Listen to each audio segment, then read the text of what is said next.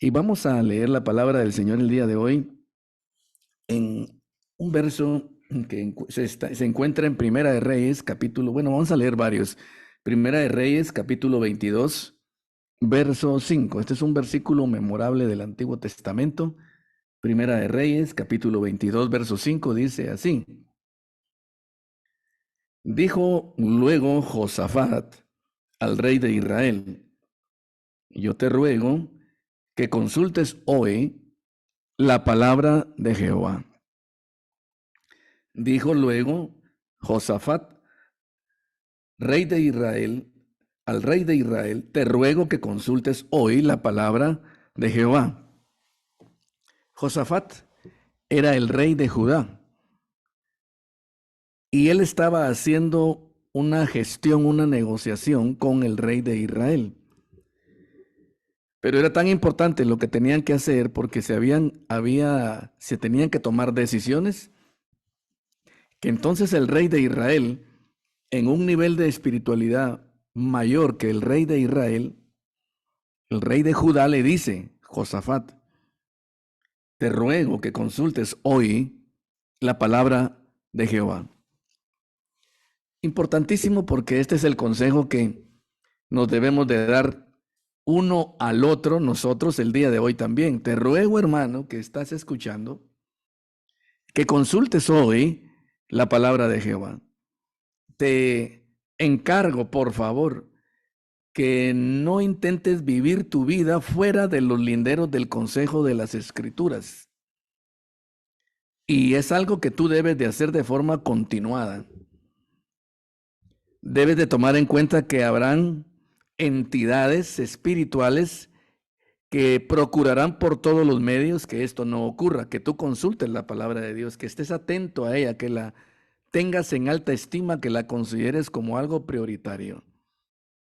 El enemigo de nuestras almas tratará de que tú no consultes la palabra, que te prives de esto, porque el efecto de la palabra de Dios en el pueblo de Dios, hermanos, es simplemente, déjenme utilizar una palabra, trascendente.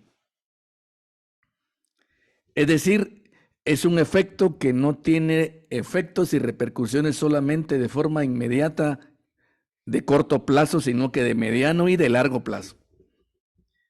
Y podríamos decir nosotros en nuestra jerga del espíritu, de eterno plazo.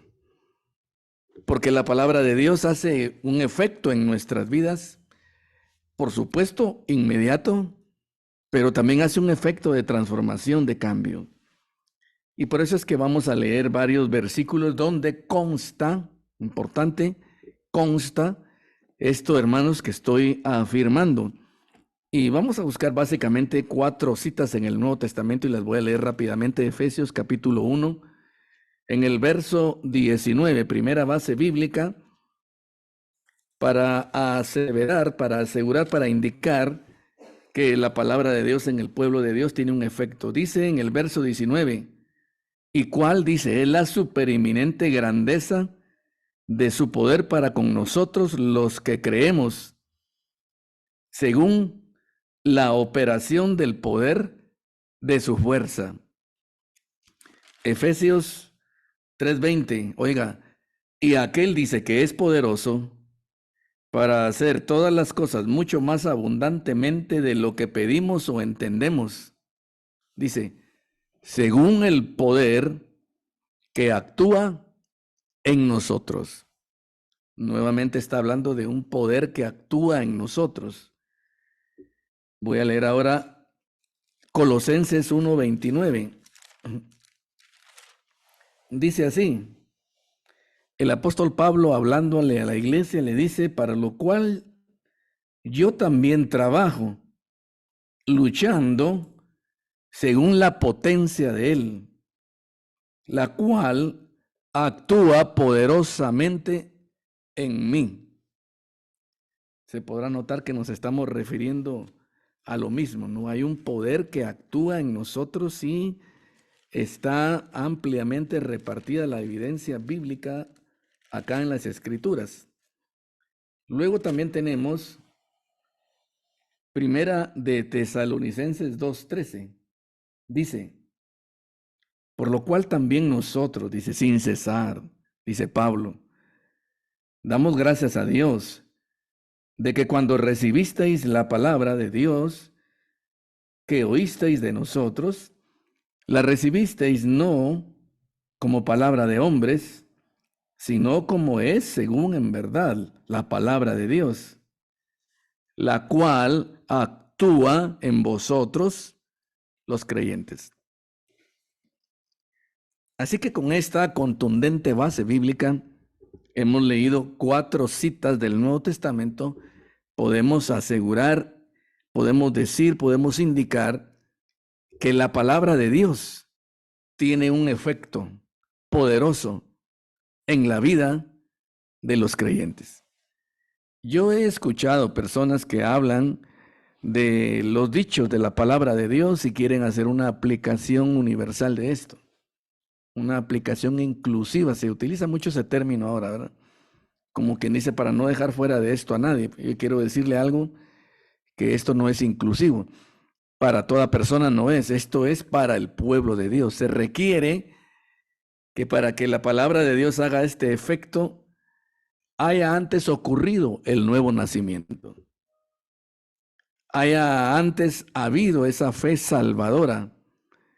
Y por supuesto, la vida de Dios incrustada, engendrada en nosotros por medio del Espíritu. Por eso es que esto es para creyentes. Esto no es como un talismán, como un amuleto, como una palabra que, bueno, trae saber qué magia y ayuda a quien sea. No, eso no es así. Esto está enfocado, dirigido, en específico hacia el pueblo de Dios. Así que por eso es que Josafat en el Antiguo Testamento le decía a Acab, el rey de Israel, te ruego que consultes hoy la palabra de Jehová, porque esto, la palabra del Señor, no pasa desapercibido. Leeré ahora Isaías 55:11. Usted lo puede consultar ahí. Dice el Señor, así será la palabra, dice, que sale de mi boca. No volverá a mí vacía, sino que hará lo que yo quiero y será prosperada en aquello para lo cual, dice, la he enviado. Así que la palabra de Dios tiene ese efecto en nosotros. Ahora vamos a hablar de qué forma es que la palabra puede tener ese efecto. Pues simplemente cuando nosotros la atendemos. Porque como nos decían de chiquitos, ¿no? Así nos decían, mira, se te entra por un oído y por el otro se te sale, le decían a uno cuando lo regañaban, ¿verdad? Yo no sé si los regaños de ahora son iguales, pero así le decían a uno. Por un oído entra y por el otro sale.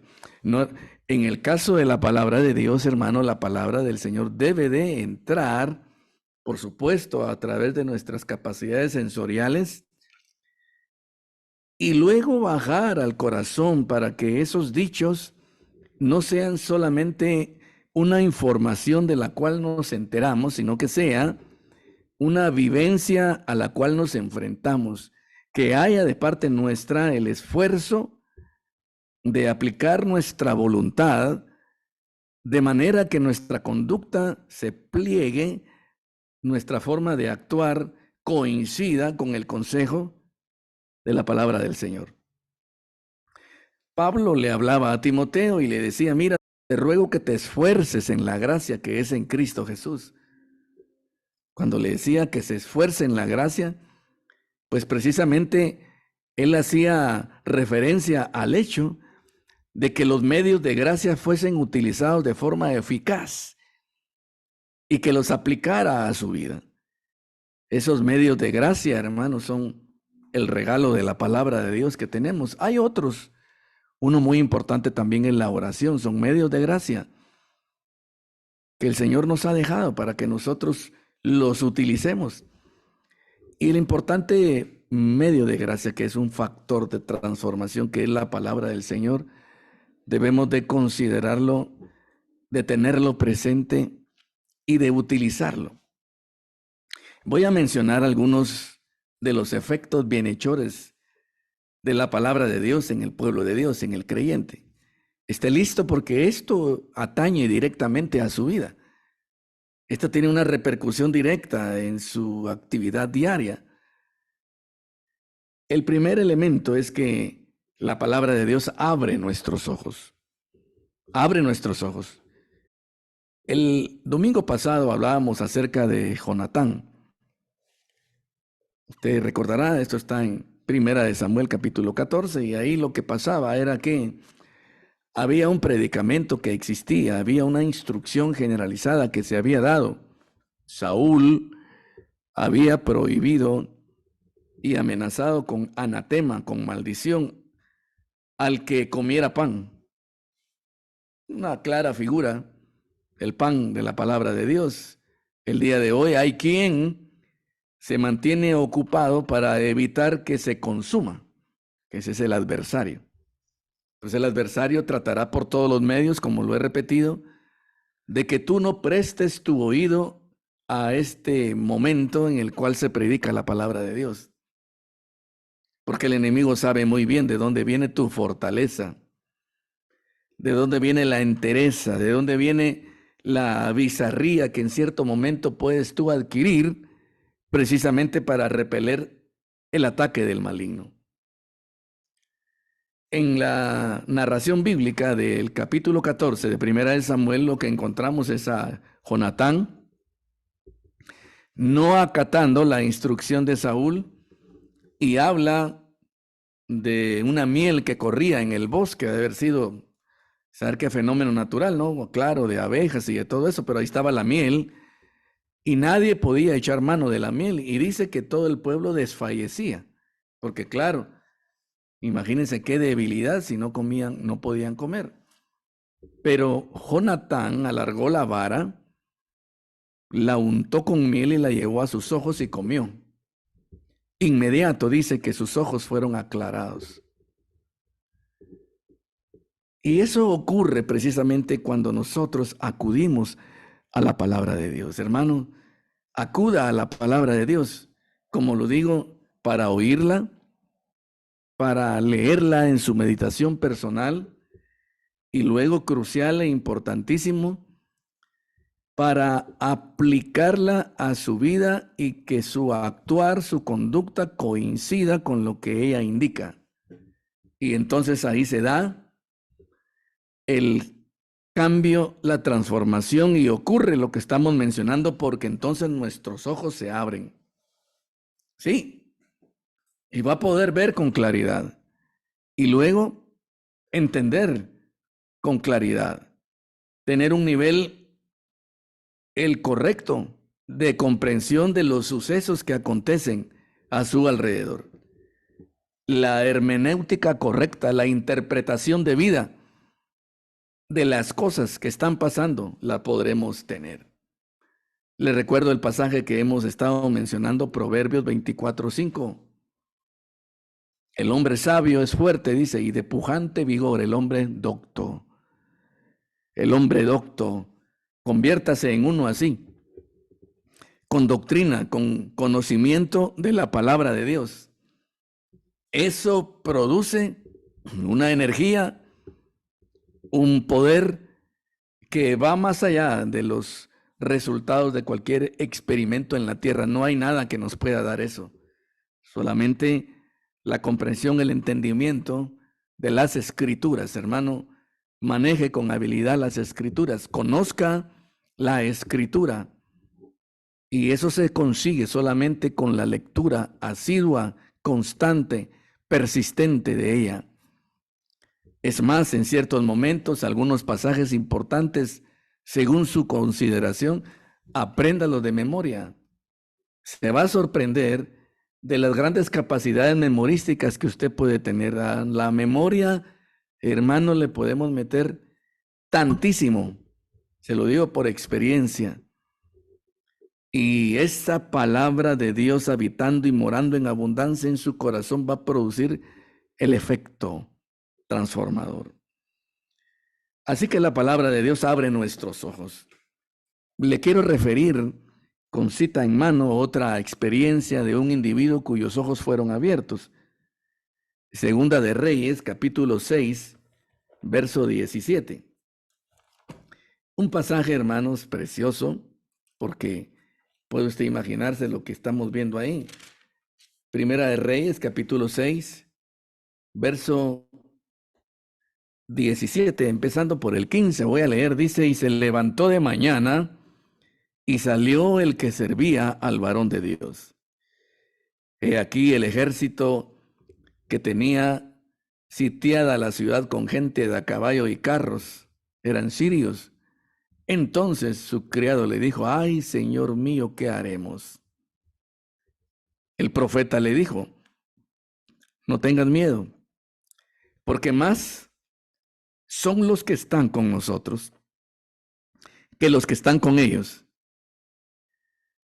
Pero para este siervo, para el que servía el profeta, pues él lo que tenía era la visión, y digo parcial, sesgada, tergiversada, de lo que sus ojos naturales detectaban. Solo eso era lo que él tenía a la mano.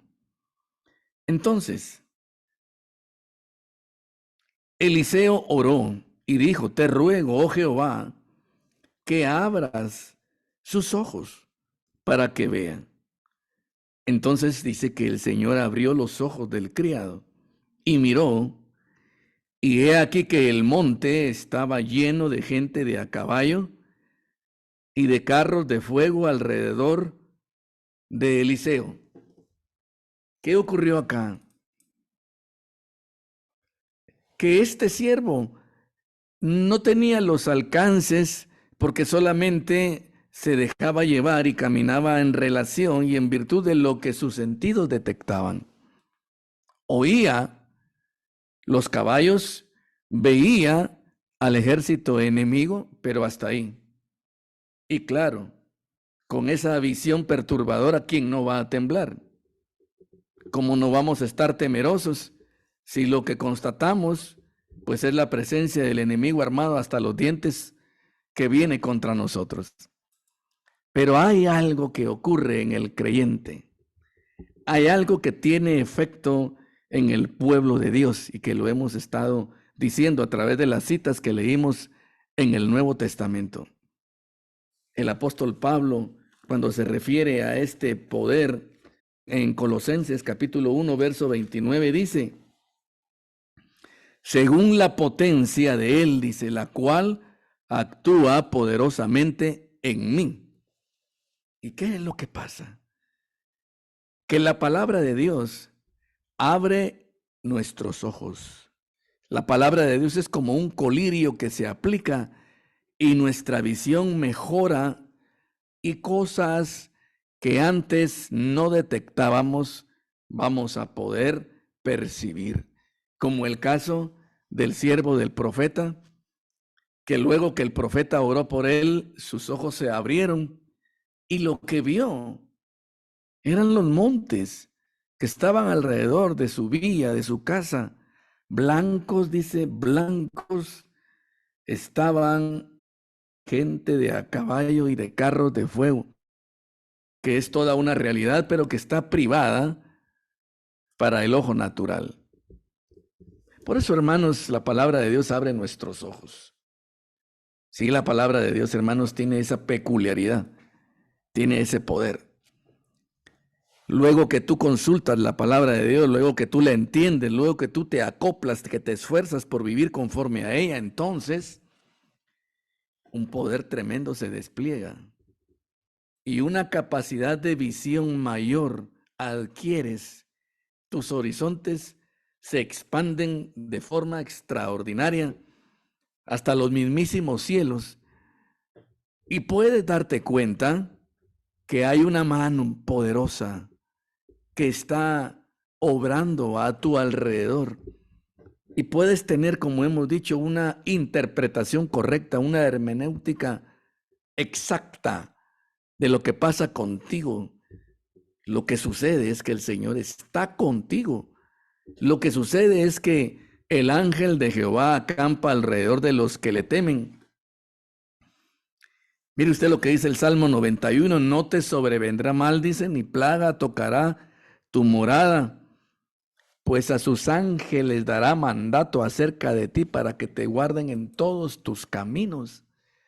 En las manos te llevarán, dice, para que tu pie no tropiece en piedra. Todo esto, hermanos, como resultado de tener contacto con esa miel exquisita, con el pan de Dios, que es la palabra de Dios. No se equivoque, por favor. Tener contacto con la palabra de Dios es una experiencia que corresponde a 3 dimensiones: oír, escudriñar y practicar. Importante detalle, por favor. No se quede solamente oyendo, debe agregar a ello la meditación seria, el escudriñamiento y por supuesto la práctica. Importante detalle. No solamente abre los ojos el efecto de la palabra de Dios, sino que también fortalece. En Primera de Reyes 19:4 encontramos nosotros una experiencia que nos habla precisamente también de este efecto que estamos mencionando. El pasaje que voy a leer está en Primera de Reyes, capítulo 19, verso 4, dice así, oiga. Y Elías se fue por el desierto, dice, un día de camino, y vino y se sentó debajo de un enebro, y deseando morirse dijo, basta ya, oh Jehová, quítame la vida, pues no soy yo mejor que mis padres. Y echándose debajo del enebro se quedó dormido. Esta es una descripción de la viva experiencia, la parábola viviente de los creyentes en su experiencia convencional. ¿Cuántas veces no ocurre que te sientes cansado, hermano? ¿En cuántas ocasiones no te has encontrado como este profeta Elías debajo de un enebro? Eso habla de tristeza, eso habla de cansancio, eso habla de pesadumbre, eso habla del enorme reto que representa enfrentar el diario vivir con sus vicisitudes, con sus tormentas, con sus contradicciones. Oh, hermano, de eso se trata. Y ahí está el profeta, hermano, reconociéndose él un tremendo profeta. Estamos hablando de Elías. Y qué bueno que mencionamos a Elías, porque acerca de Elías, Santiago dice que Elías era un hombre sujeto a pasiones semejantes a las nuestras. No está hablando de un Superman, ¿verdad? De una situación ficticia. No, no está hablando de una quimera, de algo imaginativo. No está hablando de un hombre de carne y hueso. Está hablando de Elías, que era un hombre, como lo dice Santiago, sujeto a pasiones semejantes a las nuestras. ¿Qué pasiones? El temor, el miedo, hermano, el nerviosismo, la ansiedad, el cansancio, el abatimiento, el sentirse que no le alcanza, que no tiene, que no puede. Y el enebro está ahí siempre presente. Y dejarse llevar por estas sensaciones implica abandonarse, y ahí tenemos a Elías tirado, acudiendo al sueño, mejor me duermo, durmiéndose bajo un enebro. Pero qué bueno que nosotros tenemos un Dios que es misericordioso y benigno, que es lento para la ira, que es grande en misericordia, que no es como los hombres, porque un hombre te da su merecido según él y te abandona y te deja. El Señor no. La Biblia dice, 6 veces cae el justo, pero la 7ª dice, Jehová lo levantará.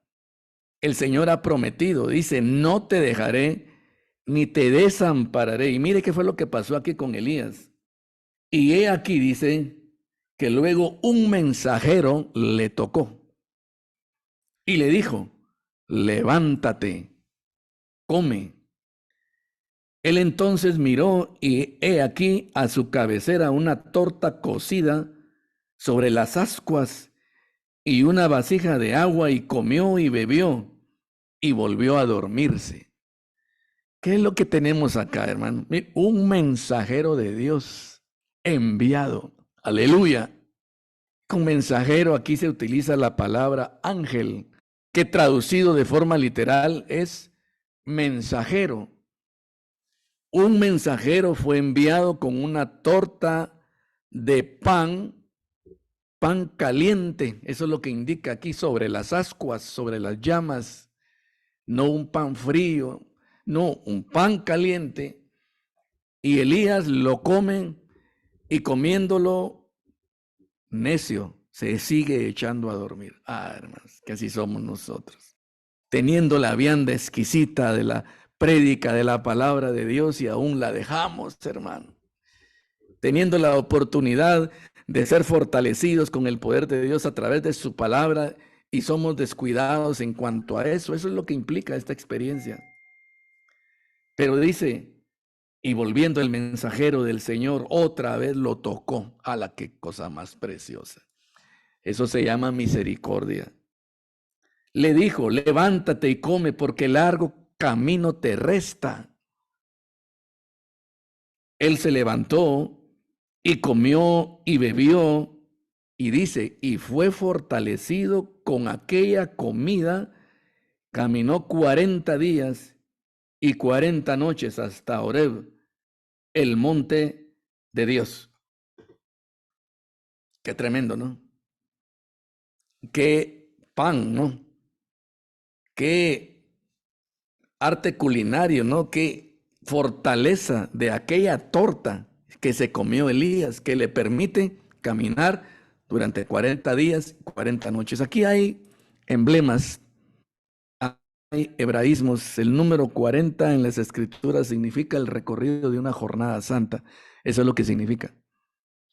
Por eso usted encuentra que hay 3 cuarentenas de reinados en Israel. David reinó 40 años, Salomón reinó 40 años en Israel. La travesía en el desierto fue de 40 años, el Señor fue al desierto 40 días, etcétera. El día de hoy aquí tenemos a Elías caminando 40 días y 40 noches. Y le había dicho el mensajero del Señor, levántate porque largo camino te resta.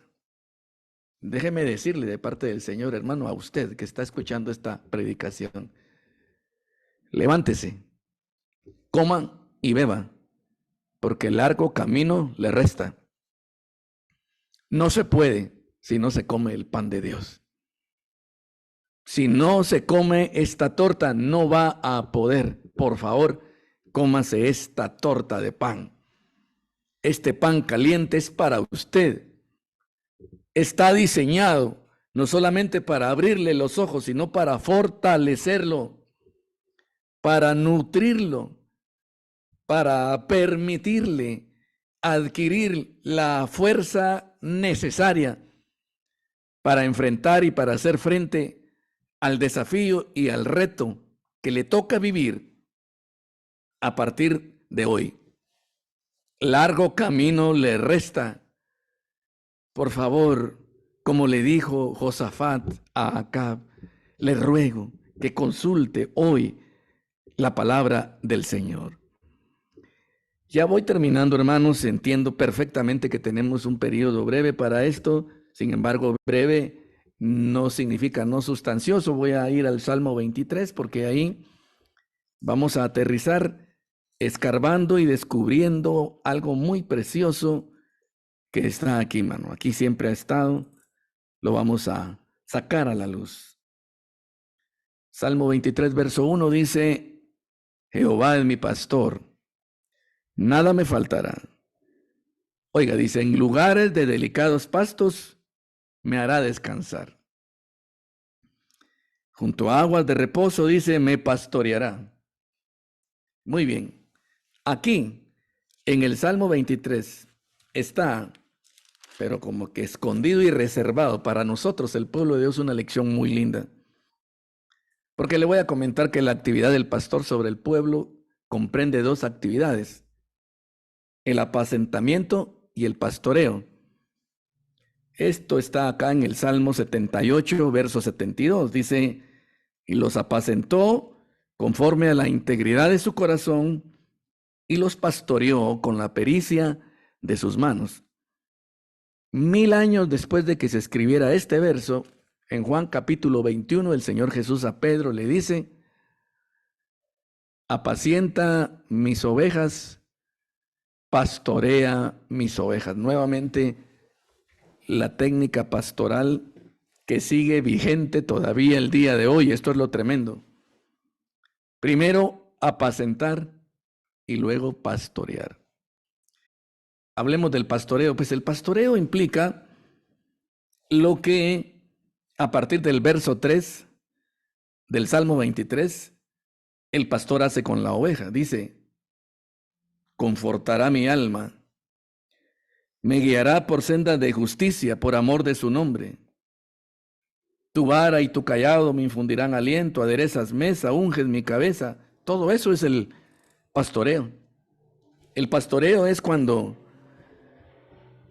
el pastor por fin, mire cómo se lo digo, por fin logra ponerle la mano encima a la oveja y la tiene ahí para hacerle bien.